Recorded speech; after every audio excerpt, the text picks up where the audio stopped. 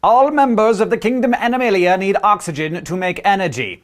Oxygen is compulsory. Without oxygen, we die. But as you know, the byproduct of the process that keeps us all alive, cellular respiration, is carbon dioxide, or CO2, and it doesn't do our bodies a bit of good. So not only do we need to take in the oxygen, we also gotta get rid of the CO2. And that's why we have the respiratory and circulatory systems to bring in oxygen from the air with our lungs, circulate it to all of our cells with our heart and arteries, and collect the CO2 that we don't need with our veins, and dispose of it with the lungs when we exhale.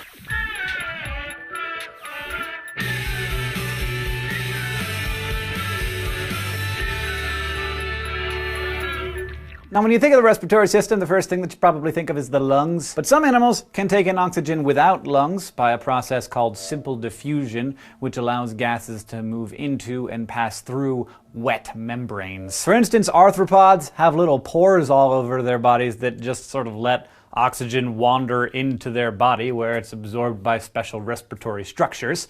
Amphibians can take in oxygen through their skin, although they also have their lungs or gills to help them respire, because getting all your oxygen by way of diffusion takes freaking forever. So why do we have to have these stupid lung things instead of just using simple diffusion? Well, a couple of reasons.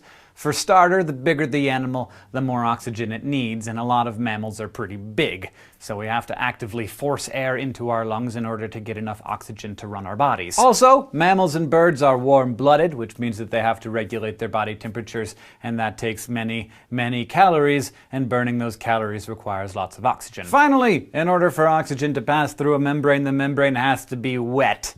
So for a newt to take oxygen in through its skin, the skin has to be moist all the time, which, for a newt isn't a big deal, but, I don't particularly want to be constantly moist. Do you? Fish need oxygen too, of course, but they absorb oxygen that's already dissolved in the water through their gills. If you've ever seen a fish gill, you'll remember that they're just sort of bunch of filaments of tissue layered together. This gill tissue extracts dissolved oxygen and excretes the carbon dioxide. Still, there are some fish that have lungs, like lungfish, which we call lungfish because they have lungs, and that's actually where lungs first appeared in the animal kingdom. All animals from reptiles on up respire with lungs deep in their bodies, basically right behind the heart. So while us more complex animals can't use diffusion to get oxygen directly, our lungs can. Lungs are chock full of oxygen-dissolving membranes that are kept moist with mucus. Moist with mucus. Another great band name. The key to these bad boys is that lungs have a ton of surface area, so they can absorb a lot of oxygen at once. You wouldn't know from looking at them, but human lungs contain about 75 square meters of oxygen-dissolving membrane.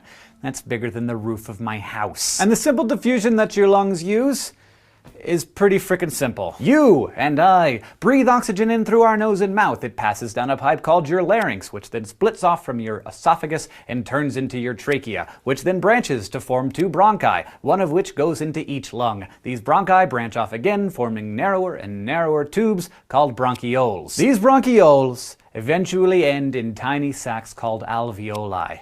Each alveolus is about 1/5 of a millimeter in diameter, but each of us has about 300 million of them, and this, friends, is where the magic happens. Alveoli are little bags of thin, moist membranes, and they're totally covered in tiny, narrow, blood-carrying capillaries. Oxygen dissolves through the membrane and is absorbed by the blood in these capillaries, which then goes off through the circulatory system to make cells all over your body happy and healthy. But while the alveoli are handing over the oxygen, the capillaries are switching it out for carbon dioxide that the circulatory system just picked up from all over the body. So the alveoli and capillaries basically just swap one gas for another. From there, the alveoli takes that CO2 and squeezes it out through the bronchioles, the bronchi, the trachea, finally out of your nose and or mouth. So inhale for me once. Congratulations, oxygen is now in your bloodstream. Now exhale. Wonderful! The CO2 has now left the building and you don't even have to think about it, so you could think about something more important, like how many Cheetos you could realistically fit into your mouth at the same time. So now you're all, yeah, that's great, Hank, but how do lungs actually work? How do they do the thing where they get moved to come in and out and stuff? Well, eloquent question, well asked. Lungs work like a pump, but they don't actually have any muscles in them that cause them to contract and expand. For that, we have this big flat layer of muscles that sits right underneath the lungs called the thoracic diaphragm. At the end of an exhalation, your diaphragm is relaxed. So picture an arc pushing up on the bottom of your lungs and crowding them out so that they don't have very much volume. But when you breathe in, the diaphragm contracts and flattens out, allowing the lungs to open up. And as we know from physics, as the volume of a container grows larger, the pressure inside it goes down. And the fluids, including air, always flow down their pressure gradient from high pressure to low pressure. So as the pressure in our lungs goes down, air flows into them. When the diaphragm relaxes, the pressure inside the lungs becomes higher than the air outside, and the deoxygenated air rushes out. And that is breathing. Now, it just so happens that the circulatory system works on a pumping mechanism just like the respiratory system, except instead of moving air into and out of the lungs, it moves blood into and out of the lungs. The circulatory system moves oxygenated blood out of the lungs to the places in your body that needs it, and then brings the deoxygenated blood back to your lungs. And maybe you're thinking, well, what about the heart? Isn't the heart the whole point of the circulatory system? Well, settle down. I'm going to explain. We're used to talking about the heart as the head honcho of the circulatory system, and yeah, you would be in serious trouble if you didn't have a heart. But the heart's job is to basically power the circulatory system, move the blood all around your body, and get it back to the lungs so that it can pick up more oxygen and get rid of the CO2. As a result, the circulatory system of mammals essentially makes a figure eight. Oxygenated blood is pumped from the heart to the rest of the body, and then when it makes its way back to the heart again, it's then pumped on a shorter circuit to the lungs to pick up more oxygen and unload CO2 before it goes back to the heart and starts the whole cycle over again. So even though the heart does all the heavy lifting in the circulatory system, the lungs are the home base for the red blood cells, the postal workers that carry the oxygen and the CO2. Now, the way that your circulatory system moves the blood around is pretty nifty. Remember when I was talking about air moving from high pressure to low pressure? Well, so does blood. A four-chambered heart, which is just one big honkin' beast of muscle, was set up so that one chamber, the left ventricle, has very high pressure. In fact, the reason it seems like the heart is situated a little bit to the left of center is because the left ventricle is so freaking enormous and muscly. It has to be that way in order to keep the pressure high enough that the oxygenated blood will get out of there. From the left ventricle, the blood moves through the aorta, a giant tube, and then through the arteries and blood vessels that carry the blood away from the heart to the rest of the body. Arteries are muscular and thick-walled to maintain high pressure as the blood travels along. As arteries branch off to go to different places, they form smaller arterioles, and finally, the very little capillary beds, which through their huge surface area facilitate the delivery of oxygen to all of the cells in the body that need it. Now, the capillary beds are also where the blood picks up CO2.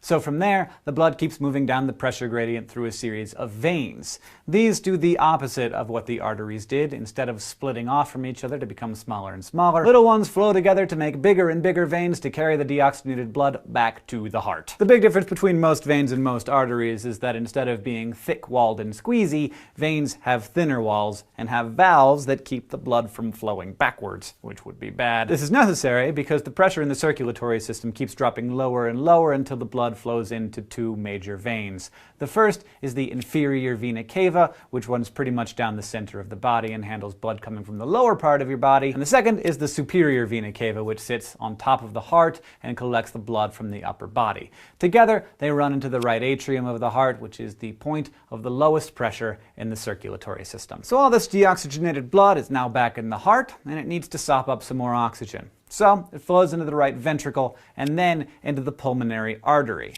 Now, arteries, remember, flow away from the heart, even though in this case it contains deoxygenated blood. And pulmonary means of the lungs. So you know that this is the path to the lungs. After the blood makes its way to the alveoli and picks up some fresh oxygen, it flows to the pulmonary vein. Remember, it's a vein because it's flowing to the heart, even though it contains oxygenated blood. And from there, it enters the heart again, where it flows into the left atrium, and then into the left ventricle, where it does the whole body circuit again and again and again and again. And that is the way that we work.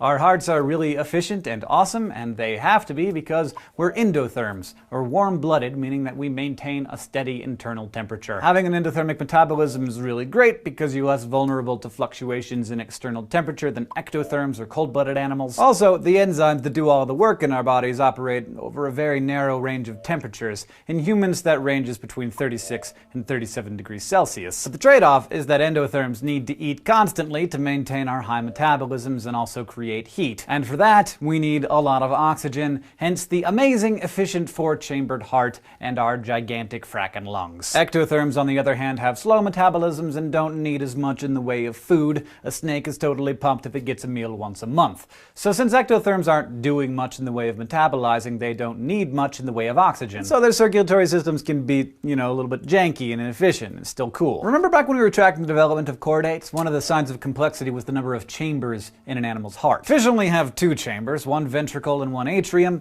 The blood gets oxygenated as it moves through the gills and then carries oxygen through the rest of the body back to the heart where it's moved through the gills again. But reptiles and amphibians have 3-chambered hearts. They've got 2 atria but only 1 ventricle. And what that means is that not all of the blood gets oxygenated every time it makes a full pass around the body. So oxygenated blood gets pumped through the body and mixed up with a little deoxygenated blood. Not super efficient, but again, doesn't really have to be. So there you have it, the how and why behind how oxygen gets to all the places it needs to be. The question is, what powers the diaphragm? What powers the heart? Where does that energy come from? Well, it comes from the digestive system, and that's what we're going to be talking about next time.